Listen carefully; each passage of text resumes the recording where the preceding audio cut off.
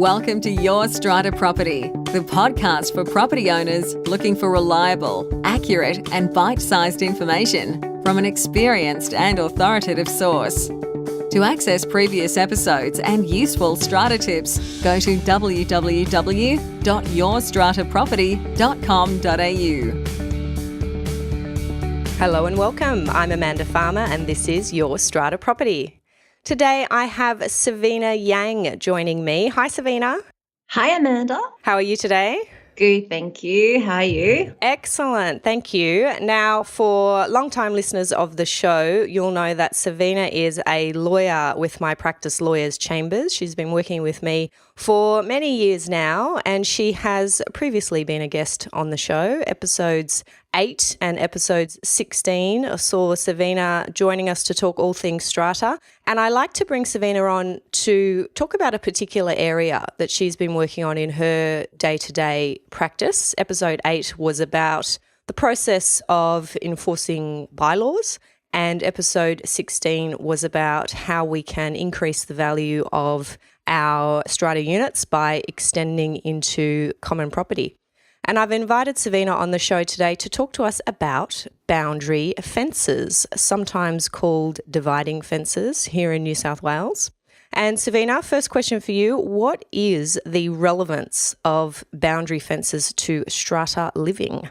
Let's imagine we have two parcels of land. That's called the first one land A, and it may have a strata building on that piece of land. Next to it is land B, and land B may have a building that is a strata building or not a strata building. Between the lands, there is a dividing fence, and that dividing fence is governed by the Dividing Fences Act. So in this case, we are not talking about a common property fence, such as a fence that divides lots, different lots within a strata scheme, or a fence that divides common property and a lot within the same strata scheme. We're talking about a fence that divides one piece of land to another. And sometimes that fence may not exist, so the neighbors may need to construct a new dividing fence, or sometimes that fence falls under disrepair due to weather, such as storm. And in order to decide who is liable to construct that dividing fence or repair that dividing fence, we need to look at the Dividing Fences Act. Okay, right. So that's the Dividing Fences Act in New South Wales, and I'm aware that there is similar legislation in other states dealing with dividing or boundary fences. So we're talking about offences between two parcels of land, whether we've got on parcel A a strata scheme and on parcel B maybe a house or some other Torrens title property, or even a vacant block of land that's about to be developed, or even another strata scheme. I know some of the matters, Savina, that we have been working on recently, we've been dealing with boundary fences between two strata schemes. Mm-hmm. That fence has gotten really old, or there's been a storm and it's been pushed over. How do these two strata schemes, let's call them, deal with that fence? So what steps do they take to deal with that fence successfully? First of all, there's no magical formula that will guarantee a win because each case is unique. And so what works in one case might not work in another. Having said this, there is a general approach on how to maximize a party's chance of resolving a boundary fence dispute. As the first step, we generally recommend that you approach your neighbor. Yep. You don't want to initiate litigation from the outset because at the end of the day, you want to, be courteous and you want to live the, long term. Think of the long term. So first step, write to your neighbor or approach them verbally about your fencing issue and see if you can reach an agreement or at least narrow the issue. And if you and your neighbor come to an agreement, then you should put those details in writing so you can avoid any confusion later on. And can I just jump in here? I think where you're dealing with adjoining strata schemes, the way you're going to be doing that, I suppose, unless you actually know somebody in the building next door or you know who's on the committee and you can approach them directly, I guess you're making this approach through your strata manager. So you're going to your strata manager and saying, hey, the building next door, do you know who manages them? And often they will. If it's not the same strata management company, that's helpful. Can you please either put me in touch with their committee members, or can you please send a letter to their strata manager letting them know that we want to have this discussion? So to be strata manager to strata manager if you don't have a contact there with your neighbours. Yeah, that's right. And if you don't have a strata manager, you can write to your committee and the committee members can contact each other in that regard. Yeah. So if the informal discussion is not fruitful, you and your neighbor cannot reach an agreement, then as the second step, you can prepare and serve on your neighbor a fencing notice. Basically, this notice sets out what type of fence work is required, the estimated cost of work, an accurate description of where the fence will be located.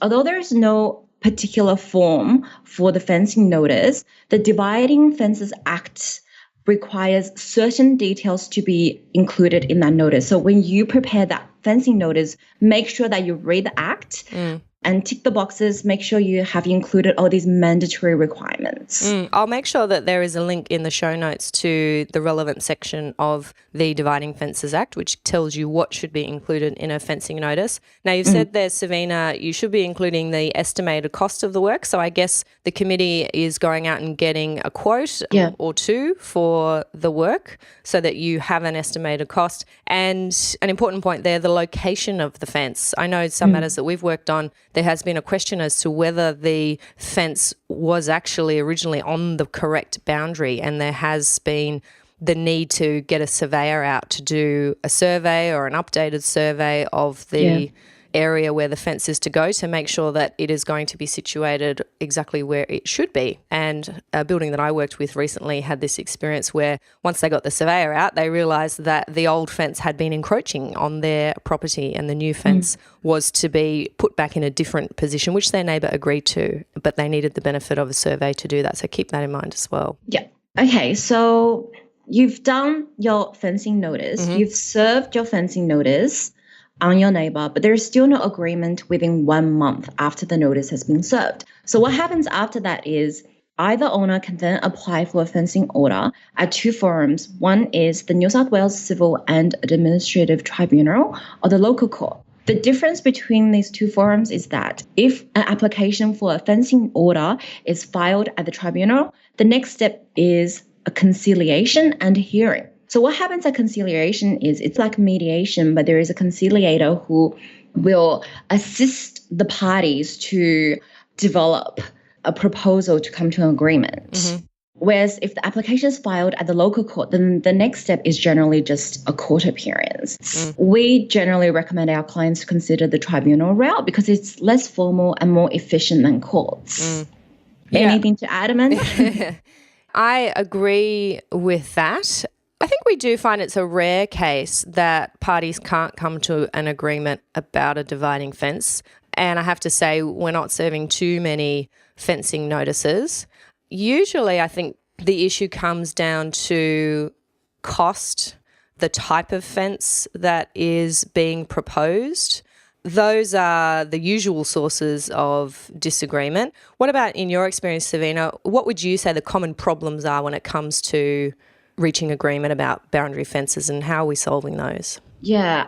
Like you mentioned, the type of fence to be built or to be repaired, that is actually considered a grey area because, as I mentioned previously, you and your neighbour are only liable in equal shares for contributing to fencing work that would result in a sufficient dividing fence. So that means if, say, you want the fence to be built to a higher standard, then you have to be responsible for the cost of that additional work that renders the fence to, more than just a sufficient standard. The problem is that the Dividing Fences Act actually doesn't define what is a sufficient dividing fence. So to determine what is a sufficient dividing fence, the tribunal member, magistrate, needs to consider all the circumstances of the case, including if there is an existing dividing fence between the two parcels of land, what is the purpose of the dividing fence? And what is the purpose of the adjoining lands? What are they used for, intended to be used?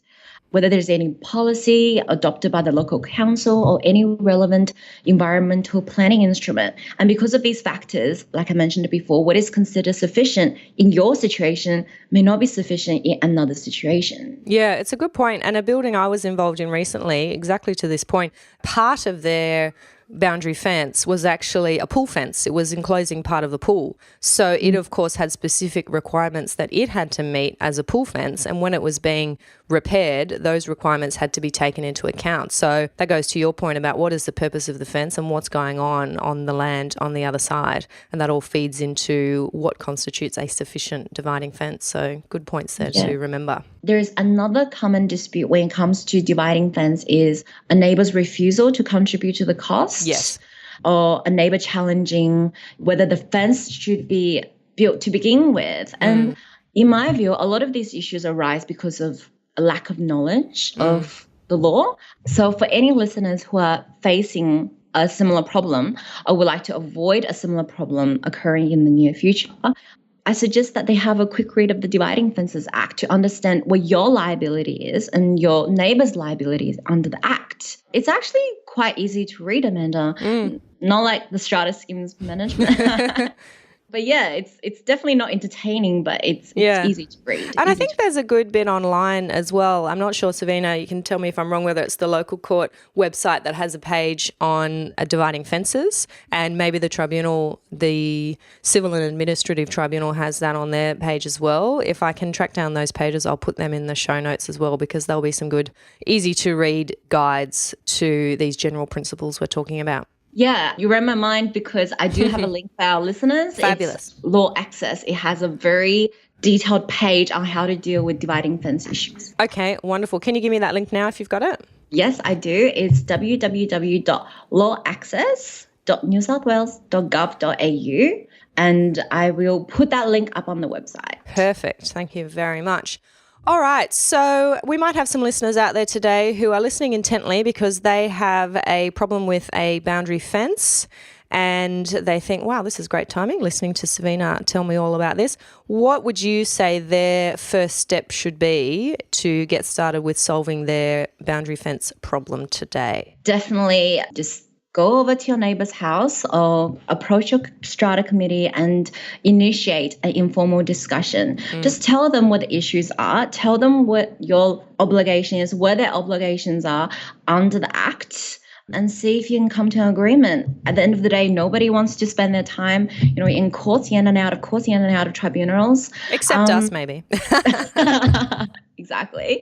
Like I said, it's in both neighbors' interests to, resolve the issues courteously and in a courteous and friendly manner. Yeah. And as I said, our experience is that 90% of these issues are resolved exactly that way. It's only the 10% or less that need to go further. And there's a lot of good information out there for you. If you do need to go further, I'll make sure that all those links are available.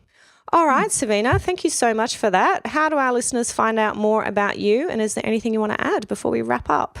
The listeners can find me on www.lawyerschambers.com.au. And if you have a question about dividing fence, I would like to know, and send me an email, savina@lawyerschambers.com.au.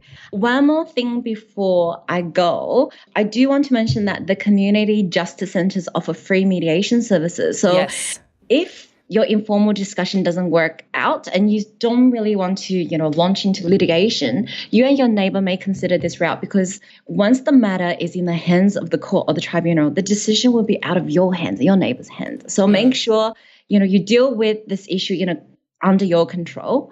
And the stats, I think, on the community justice website is 80% of the dividing fence issue get resolved. Using their mediation service. And it's free, it's confidential, so give it a go if you're interested. For sure. So that's the Community Justice Centre, and I think there's a few around depending on your local area, and we'll put a link to that website as well in the show notes for this episode. All right, awesome. Thank you so much for that, Savina. I shall catch you next time. Sounds good. Thank you, Amanda. Bye, everyone. Thank you for listening to Your Strata Property, the podcast which consistently delivers to property owners reliable and accurate information about their strata property. You can access all the information below this episode via the show notes at www.yourstrataproperty.com.au. You can also ask questions in the comments section, which Amanda will answer in her upcoming episodes. How can Amanda help you today?